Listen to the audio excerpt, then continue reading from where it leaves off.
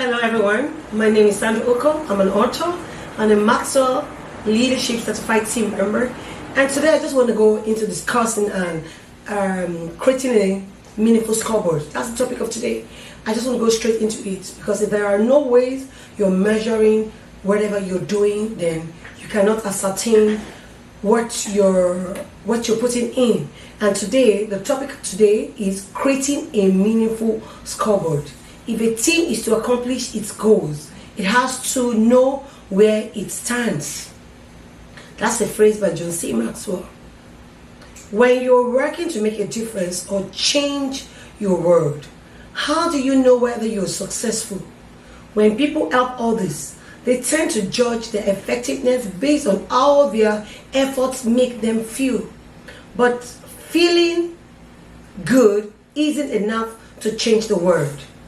If you want to know you are making a difference, you need to be able to measure your results. There must be a means for you to measure your results. How do you know you're making an impact? How do you know you're adding value to what you're doing?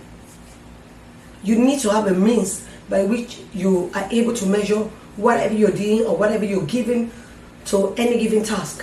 And in every other area of life, people measure what's important to them. In football, an actual scoreboard is used. If you are playing in a football game, you would keep scores, wouldn't you? There's always a scoreboard at a particular side of the field where everybody can see who is leading and who is playing well, who is having much possession of the ball. How long do you think you would stay interested in a game if there were no goals to shoot at and no one is keeping a score or a record of what is being done? You probably would just want to stop the game. So when you visit a doctor or go to the hospital, they use their own kind of scoreboard. Every business has their own means of measurement of results.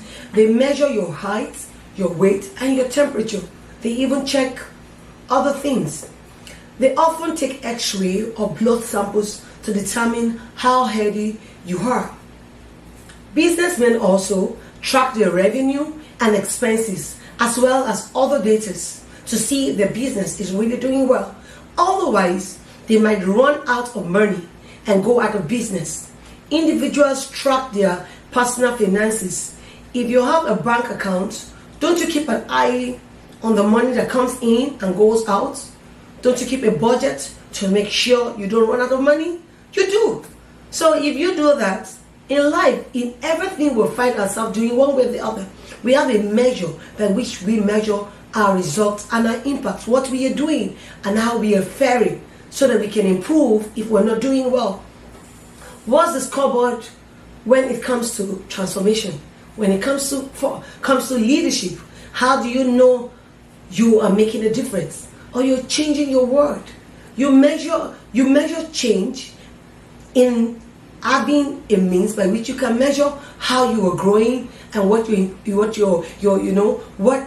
kind of a transformational event you're attending, what you're open to, what learning curve you're following. Change is more important than how good you feel about your efforts. Yes, you can be doing so much and you're feeling good about your efforts. If you're not changing, that effort can as well be changed to something else. So it's more important and more reliable scoreboard than your motives or intention. There must be a scoreboard. Yes, you can have good intentions. If you don't have actions to back your actions or your motives, it will be of none effect. So there must be a scoreboard measuring to see how you're faring, how you're growing, what impact you're making. You shouldn't assume you're making a difference unless you can measure that positive change and what change is occurring in you. That's the only way to verify what works and what doesn't work.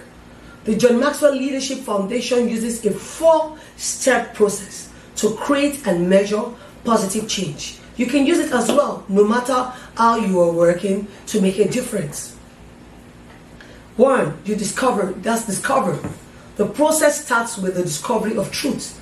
Take a hard look at the problem you want to solve or the people you want to help. What can you learn about them? What are the causes of their problem? Do research about them. Ask experts. Talk to the people experiencing the problem. Try to understand it as deeply as you can so that you can define it clearly. Discovering the truth can be challenging, and sometimes it can even be more discouraging. But the first step in making anything better is confronting reality. When we argue with reality, we lose 100% of the time. So a lot of times, let's just find out what the issues are, what the problems are. The moment you're able to discover the problem, you are 50% halfway. But when you're not able to discover what is wrong, you will just keep doing a try and error and wasting your time. And two, in creating a meaningful scoreboard. Two, design. When you have designed the problem, describe how you intend to address it. What does victory look like? Describe the final goal. There must be what you want to achieve. There must be, so that at the end of the day, if you're not getting to your end point, you're able to go back and correct whatever is wrong. That prepares you to design a plan for solving it. Just like Stephen R. Covey earlier called this. He said, beginning with the end in mind. Have the end in mind. Whereas you have a platform where you're starting from, you must have a picture of where you want to be. Only then can you begin to develop. Only then can you begin developing a strategy to achieve victory. And in his book, Change Your World, and in the book I read, Change Your World, John Maxwell and Rob Hoskin recommend the following plans for creating positive change. Describe the reality of the situation where you are, based on the discovery process, as in whatever condition you find yourself now. Describe it just the same way it is. Identify your targets, where you want to be when you have completed your plan. Define what a win looks like. When would you say you're doing well? You must define it so that when you are getting to that point, you know that you're improving. To be the best of your ability, identify all the steps that will be needed to get you from your current reality to your targets. Identify the people, partners, and resources needed to accomplish those tasks and those steps. Give yourself an aggressive yet realistic timeline for the completion of your plan, with checkpoints along the way to ensure that you are moving in the right direction. Be as thorough as you can, but don't take too much time. Change cannot occur until you go to the next step. 3. Deploy. Once you have created a plan of action, it's time to deploy and see how well it produces the outcome you desire for changing your world. As Walt Disney said, the way to get started is to quit talking and begin doing. Take actions. Do not talk. As there's a word that says talk is cheap, but action is what we want. Begin to implement some of the things you have discovered and design, but start small. That makes it easier for you to be able to track your progress towards your goal. Don't worry about failing. You would fail, but at the same time, you must rise up. If something isn't working, you can change what you're doing and learn from it as you go. 4.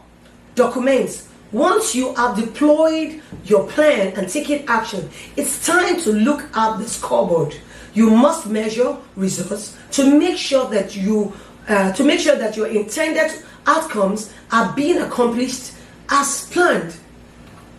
How many people did our actions impacted? You need to find out.